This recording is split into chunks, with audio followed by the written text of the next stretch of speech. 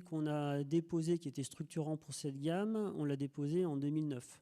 Donc ça vous donne un peu l'échelle de temps, c'est-à-dire 15-20 ans, c'est ce que disait tout à l'heure Michel sur l'aspect renouvellement des pylônes et autres, c'est à peu près l'échelle de temps qu'on a. Après, bon, nous, on a l'aspect R&D qui est très important, on a également l'aspect outils industriels à prévoir.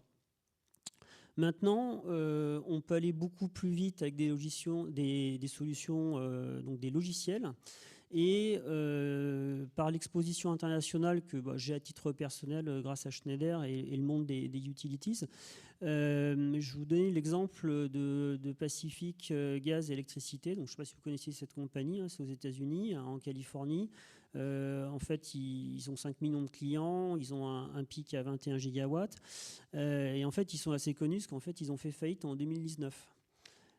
Pourquoi? Parce qu'ils étaient exposés en fait à des dommages à cause des incendies. Donc ils avaient hélas initié des incendies, certains sur les lignes haute tension, certains sur les lignes moyenne tension.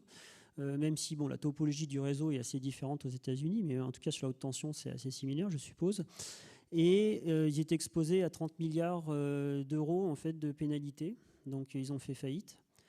Et donc, bon, mis à part l'aspect financier, il y a plus de 80 personnes qui se sont décédées dans un incendie, dans un des incendies. Et en fait, en termes de statistiques, les compagnies d'électricité aux États-Unis seraient à l'origine de 10% des feux, mais 50% des feux les plus graves. Donc c'était déjà une première statistique, ça les a impactés, ils ont fait faillite. Donc ils ont cherché une solution à partir. Ils travaillaient déjà avant d'avoir ce gros problème-là et de faire faillite, mais ils ont vraiment accéléré en fait leur investissement là-dedans.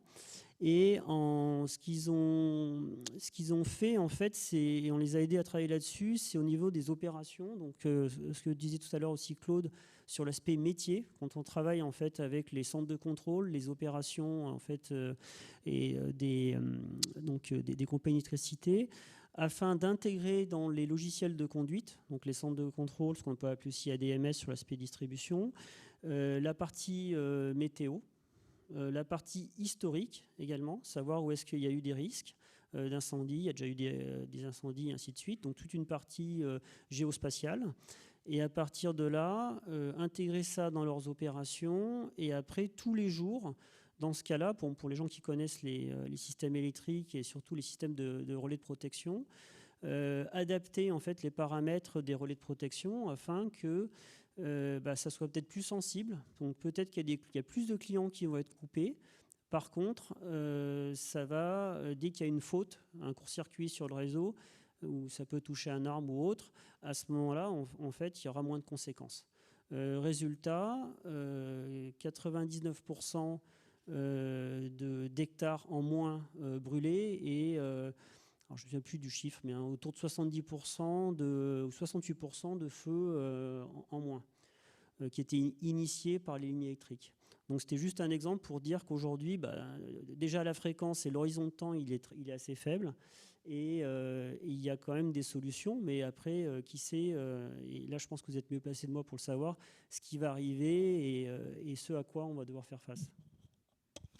Alors du coup, j'ai une question pour vous deux, en fait. Donc, d'un côté, je rebondis sur la question en fait, qui a été posée à de nombreuses reprises, que j'appelle l'adaptation incrémentielle versus Black Swan, comme l'a dit Georges. Donc le scénario catastrophe. D'un côté, faut s'adapter. Et la question, c'est, on n'a peut-être pas le temps d'attendre la solution miracle pour s'adapter, d'une part. Mais d'un autre côté, on voit que donc, entre le brevet 2009 et la mise en opération, en gros, il y a 10 ans, 12 ans, en gros, c'est ça. C'est-à-dire que comment est-ce qu'on réconcilie en fait une forme d'adaptation un peu opérationnelle et finalement un climat qui change à une vitesse où on a l'impression que même la R&D peut plus suivre, quoi.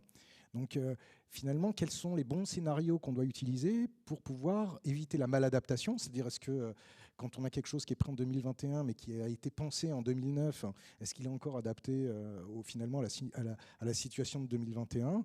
Et, enfin voilà, donc en gros, c'est comment est-ce qu'on procède entre adaptation incrémentielle et puis adaptation un peu Black Swan ? Alors ça, c'est une question difficile, je trouve. C'est pour ça que je suis là. Oui, c'est pour ça que tu la poses. Oui, c'est une question difficile, mais en même temps, je pense qu'il faut les deux. Alors, d'abord, je pense que les adaptations sont plus rapides. Moi, j'ai en tête des choses plus rapides que ça. C'est plutôt 5-6 ans sur les parcs. Au passage, il existe des tas de solutions autres que l'eau pour refroidir les centrales. Donc, on peut les faire en aéroréfrigérant sec. Et puis, le jour où on n'a plus d'eau, on fera ça. Mais on n'en est pas là. On en est très loin. Je pense que le sujet, c'est intéressant et important de voir les scénarios catastrophes. Mais ce n'est pas important de les mettre dans l'opérationnel. L'opérationnel a besoin de choses simples et qu'il peut mettre en œuvre facilement. Donc il faut à la fois que ce soit encadré, c'est-à-dire qu'il y ait des gens qui sachent à peu près que ce genre de scénarios peuvent arriver, et en même temps, il faut laisser aux opérationnels la capacité d'agir sur leur métier. Alors moi, je suis vraiment convaincue de ça, c'est-à-dire que pour moi, c'est les gens qui font un métier qui sont les mieux placés pour échanger avec des cellules de R&D, pour moi, sur qu'est-ce qu'ils peuvent faire pour faire évoluer leur métier en tenant compte des enjeux qu'on a aujourd'hui. Mais les deux, il faut pas... si on colle des trucs trop compliqués du genre blackout complet, au passage, vous avez tous oublié parce que vous êtes tous trop jeunes, mais en 79, la France a été dans le noir. Complètement. J'avais 8 ans. Alors, oui, mais vous étiez trop jeune pour vous en souvenir. La France a été dans le noir en 60, c'était le 19 décembre 79. Et la France, comme j'étais en Bretagne, la Bretagne, évidemment, elle n'a pas d'électricité, donc elle a eu l'électricité le soir. Bon, je pense que Paris l'a eu rapidement, que le Sud-Est aussi, mais le reste, ça a été plus long. Donc, c'est arrivé, le blackout complet sur la France, ça peut arriver. Mais pour autant, je ne pense pas que ce soit le job des opérationnels. Alors, peut-être un peu de RTE quand même, parce qu'il y a quand même quelques sujets sur les transits nord-sud, ils doivent avoir quelques idées très, très précises. Ils ne doivent pas avoir beaucoup de temps pour réagir. Mais sérieusement, il ne faut pas mettre des pressions de ce genre sur les opérationnels. Il faut que les opérationnels, eux, ils gèrent à des échéances de temps qui peuvent leur sembler réalistes pour eux. Enfin, moi, c'est mon point de vue. Maintenant, vous allez pouvoir en avoir un autre. Moi, en fait, je pense que, en tout cas, un des axes de réflexion, c'est la mise à l'échelle. C'est-à-dire qu'on ne manque pas d'innovation, d'idées et de prototypes. Maintenant, c'est comment on fait pour appliquer au jour le jour toutes ces idées à l'échelle d'une compagnie d'électricité. Et ça, je pense qu'il y a un travail qui est fait par les industriels, que ce soit par exemple Enedis, RTE et nous, mais également un travail qui est fait par plus des gens dans l'innovation, que ce soit des labos ou autres. Et là, je pense qu'il y a pour le dire autrement, on ne manque pas d'idées aujourd'hui. Maintenant, comment on fait pour les incrémenter, les mettre à l'échelle et du coup s'adapter plus rapidement, quoi. J'ai plein d'autres questions, donc moi je vais arrêter là, sauf si ça ne réagit pas. Mais est-ce qu'il y a déjà des questions dans la salle pour nos deux invités? Alors je vais pouvoir poser la mienne alors. Ah, c'est super. Alors, du coup, j'en ai une. Ça a été un petit peu évoqué, je sais, peut-être là-bas au fond, sur les questions. Donc, on a eu un blackout donc, en 79. Donc, est-ce que quelque part, les consommateurs qu'on est sont juste beaucoup plus impatients d'avoir la lumière qui se remet en marche? Est-ce que notre exigence de continuité du service est plus importante maintenant et crée une pression. D'abord, on a tous des smartphones. Voilà. Hein, on a tous besoin de beaucoup plus d'énergie en permanence parce que on utilise des ordinateurs, on travaille beaucoup à distance. Je pense qu'on n'a pas la même relation à l'électricité qu'on avait en 70. Moi, je me souviens, j'étais sur la route et d'un seul coup, j'ai vu la lumière s'éteindre. J'ai vu les stations-service ne pouvaient plus délivrer. Ben oui, ne peuvent plus délivrer d'essence. Les feux rouges étaient éteints, tout était éteint. Ça fait un drôle d'effet. Ça a mis du temps à revenir parce qu'encore une fois, j'étais en Bretagne. Je pense que notre relation aujourd'hui est extrêmement différente. Alors, au passage, il n'y avait quand même plus de téléphone, il y avait pas tout un tas de trucs qui ne marchaient plus. Hein. Le train, le téléphone, enfin, des tas de choses qui ne marchaient pas, mais pas avec la pression qu'on a aujourd'hui. Je pense qu'aujourd'hui, ça n'a plus rien à voir. Alors, je ne voudrais pas parler mais moi, je me souviens quand même que lorsque j'étais en Méditerranée, l'opérateur de l'IPR, c'est-à-dire le gars du CRES, il avait 1 minute pour réagir s'il y avait quelque chose, ce qui se passait sur la PACA, et pour protéger le reste de la France. 1 minute, ça n'avait pas beaucoup de temps. Hein, quand même. Donc, je pense qu'il faut avoir conscience que les opérateurs n'ont pas énormément de latitude pour réagir et que du coup, ils s'entraînent beaucoup sur des tas de simulations pour essayer d'éviter ces situations dramatiques. Qu'il s'agisse des opérateurs de RTE ou qu'il s'agisse des opérateurs d'Enedis aujourd'hui, puisque Enedis a beaucoup rassemblé dans des groupes. Donc je pense que cette relation à l'énergie n'est pas la même, que nous avons une demande beaucoup plus exigeante. En 2003, les Parisiens n'ont pas tellement souffert. Hein. Pourquoi ? Parce qu'on était en double dérivation et que quand il y avait une dérivation qui tombait, paf, on basculait sur l'autre. En 2006, les Lyonnais ont nettement plus souffert parce qu'eux, ils n'étaient pas en double dérivation. Et 2006, on n'en parle pas beaucoup, mais c'est une canicule quand même. Et la canicule de 2006, à Lyon, a vraiment fait que Alain Doulet, qui à l'époque s'occupait du sujet, Alain a beaucoup travaillé sur les accessoires parce qu'à Lyon, ils ont beaucoup souffert sur ces sujets-là. Donc la question de notre relation à l'énergie n'est pas la même. Et c'est pour ça que c'est très différent. Moi, je n'ai pas d'idée des temps qu'on demande aujourd'hui aux ingénieurs de réseau, mais je pense que c'est inférieur à la minute, c'est peut-être 2 minutes maximum. Moi, du coup, ben voilà, il y a plein de questions. J'ai plus rien à faire, ça y est. Je la poserai quand même. Je peux ? Oui, Nourdine. Attends, c'est toi le chef. Si je te dis non. Non. Bah, comme je vais me faire taper. Je voyais pas, voilà. Donc du coup, je me dis. Après, il y a Freddy, mais d'accord. Oui, en fait, il y avait un point qui est en lien d'ailleurs sur ce que vous venez de dire sur les questions de panne. C'est le lien par rapport aux contraintes opérationnelles pour faire face justement à ce changement climatique qui peut avoir un impact sur le fonctionnement des équipements. J'ai quelques exemples. Donc, un des exemples, c'était en 2001, je crois, me semble-t-il, où il y a eu une vague de chaleur du côté de l'Est des États-Unis. Et en fait, c'était à PJM, donc le système de PJM, pour ceux qui connaissent PJM, hein, c'est Pennsylvania, New Jersey, Maryland, qui est un gestionnaire de réseau de cette partie-là des États-Unis. Et donc, du coup, ils ont eu en fait une sorte de demande qui est un peu augmentée par rapport à la clim, et ils ont eu des baisses de tension. Et ils avaient en fait des capacités de réserve de puissance réactive, et que, in fine, donc ils ne pouvaient pas dépasser 70%, je crois, de leur capacité de réglage de puissance réactive à cause des limites de température dans les systèmes de réglage, en particulier au niveau des excitations des alternateurs. Donc, ils étaient limités, donc ils avaient perdu 30% finalement des capacités de réglage de tension, ce qui fait qu'ils ont eu finalement une sorte d'écroulement de tension qui est liée spécifiquement à cette montée, enfin à cette élévation de la température. On a également d'autres exemples où il y a eu des défaillances de systèmes de mesure, donc parce qu'on est dans ce qu'on appelle les TC, hein, les transformateurs de courant, etc., qui ont souffert à un moment donné des conditions, des conditions climatiques et qui finalement donnaient des mesures relativement aberrantes. Et on imagine que par rapport à des questions justement d'ADMS ou des questions d'observation, c'est quelque chose également qui peut avoir un impact sur la gestion de réseau qui peut in fine aboutir à des questions de panne, des pannes à différentes échelles.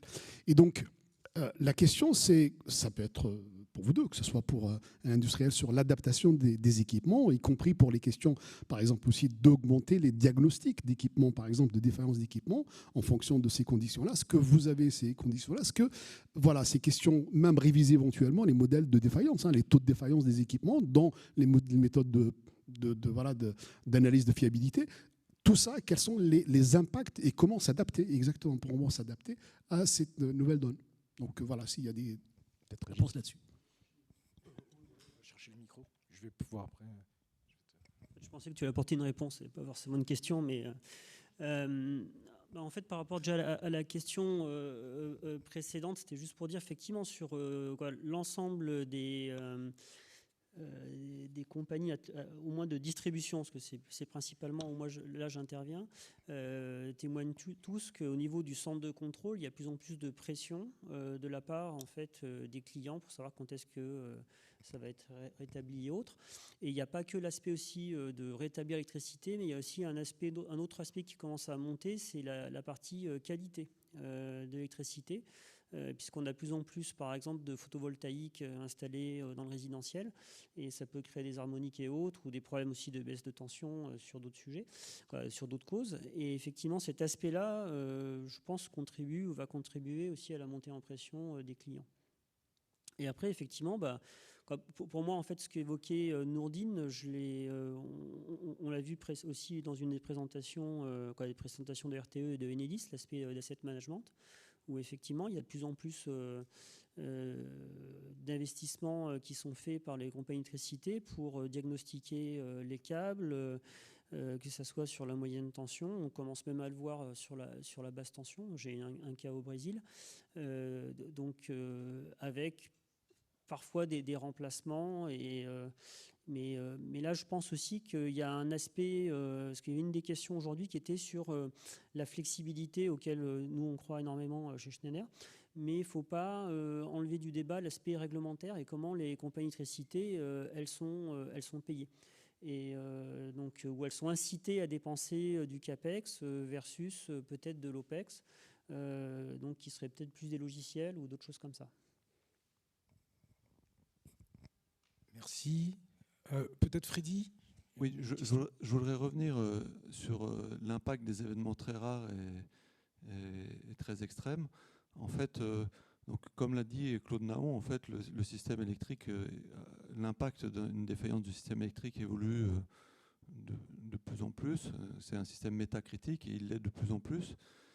Par ailleurs, la production et la demande est de plus en plus couplée à une échelle, à grande échelle, parce que tout ça est lié avec l'augmentation du taux de pénétration des énergies renouvelables, fait que les fluctuations météorologiques qui sont naturellement à l'échelle de milliers de kilomètres vont avoir un impact sur la production et la demande à ces échelles-là. Donc ça, c'est deux éléments qui font que je pense que la nature du risque évolue et va évoluer dans le futur. Alors nous, quand on parle d'événements qui ont un temps de retour de 100 ans, ça ne signifie pas qu'on se projette dans 100 ans, ça signifie qu'on se projette dans les 5 prochaines années pour un risque qui a une chance sur 20 d'avoir lieu. Et donc si on a un risque qui a une chance sur 20 d'avoir lieu dans les 5 prochaines années, si ce risque-là, il est critique au point d'avoir un impact extrêmement important sur la société, ça veut dire que c'est un risque qu'il faut considérer. Par exemple, juste un exemple dans un autre domaine, les Pays-Bas demandent à ce que le pays soit prêt à des risques qui ont des temps de retour de dizaines de milliers d'années liés aux inondations. Parce que pour eux, c'est quelque chose qui est simplement vital. Et donc, ils étudient des temps de retour qui ont plusieurs dizaines de millions d'années, pas pour le futur, mais pour les années qui arrivent. Donc voilà, je ne sais pas, peut-être vous avez un commentaire sur ce type de questions. Moi, d'abord, oui, les Hollandais travaillent beaucoup sur ces questions, puisqu'ils sont dans des polders et ils sont en dessous du niveau de la mer. Et donc, c'est un vrai sujet pour moi. Pour eux, ils ont un vrai sujet sur ces risques-là, et en particulier sur l'inondation. Moi, je voudrais revenir sur un dispositif qu'a présenté Enedis et que je trouve extrêmement intéressant, qui s'appelle la FIR. La force d'intervention rapide d'électricité, elle a été inventée en 99-2000. Ça veut dire qu'à l'époque, les gens se sont dit, premièrement, on n'est pas intervenu assez vite à l'intérieur des poches dans lesquelles les gens n'avaient pas d'électricité. On est allé voir nos réseaux, on a regardé nos câbles, et puis on n'est pas intervenu assez vite. Et puis, on s'est rendu compte aussi que les gens avaient besoin d'électricité. Et donc, on a mis en place un objet que je trouve extrêmement intéressant parce qu'il est très souple et qu'il permet d'intervenir à l'intérieur d'un événement extrême. Ça veut dire que pour moi, alors vous corrigerez parce que je pense que ma vision de la FIR est peut-être un peu ancienne, mais on prépositionne à l'extérieur de la zone de l'événement à la fois des équipes très organisés, quasiment militaires pour moi. Ça veut dire qu'ils sont très bien encadrés, ils savent très bien ce qu'ils ont à faire, etc. On a un soutien vraisemblablement des câbliers et des gens qui vont leur fournir du matériel parce qu'ils ne peuvent pas faire.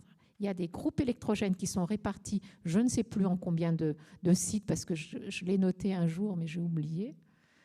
Et avec tout ça, on prépositionne ça pour rentrer à l'intérieur de la zone et pour aller le plus vite possible au plus près des gens pour leur fournir de l'électricité. Et si j'ai en tête les Xantia, on a dû être capable de réagir avec 98-99% des gens réalimentés très vite, alors qu'avant, sur les tempêtes de 99, ça avait presque flirté le mois. Merci. Alors je vais peut-être profiter, il reste 4 minutes, donc je vais, en tant qu'animateur, je me réserve le droit de la dernière question. On vient de nous parler de la FIR, donc des hommes, ou des femmes d'ailleurs, pour le coup. Parlons du coup de la numérisation. On a parlé de smart versus FIR. Continuons là-dessus. Est-ce que la numérisation des solutions apporte de la résilience au réseau électrique ?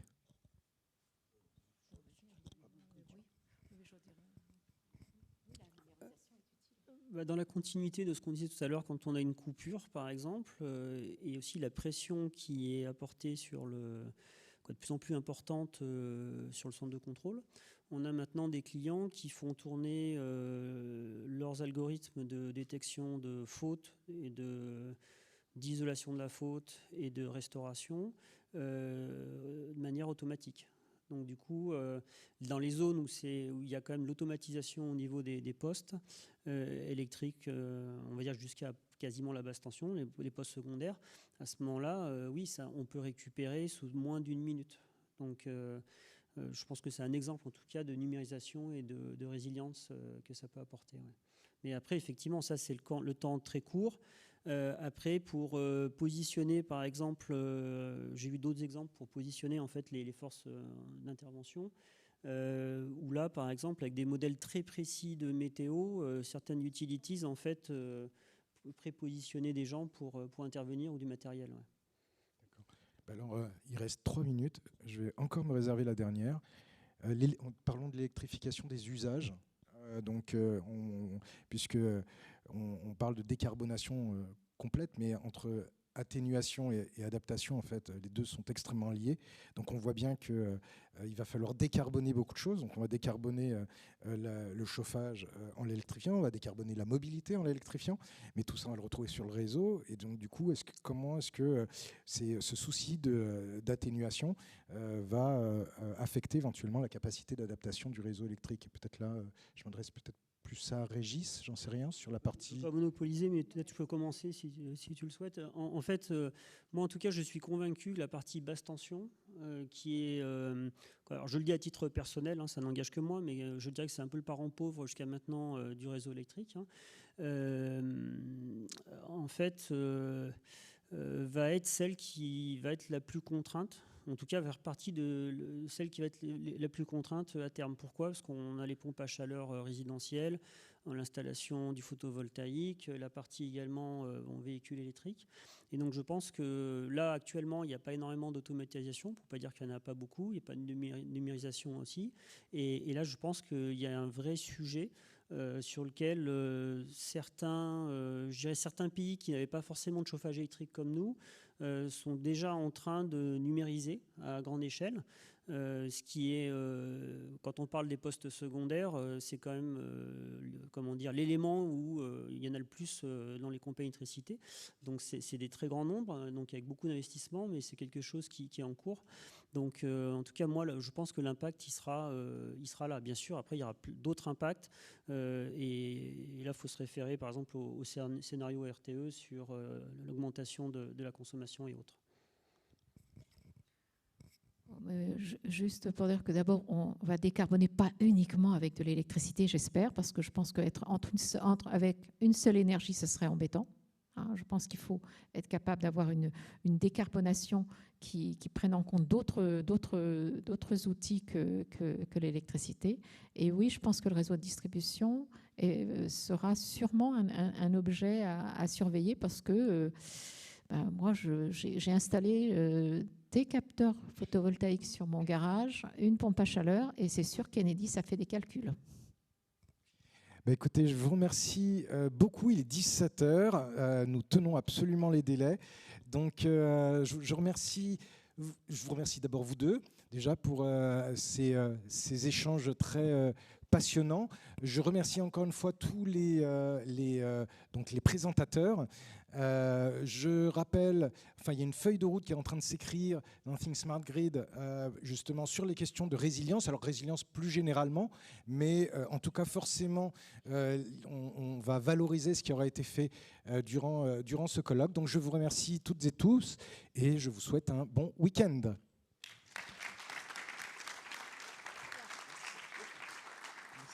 C'était sympa. C'est vrai que Anna, voilà.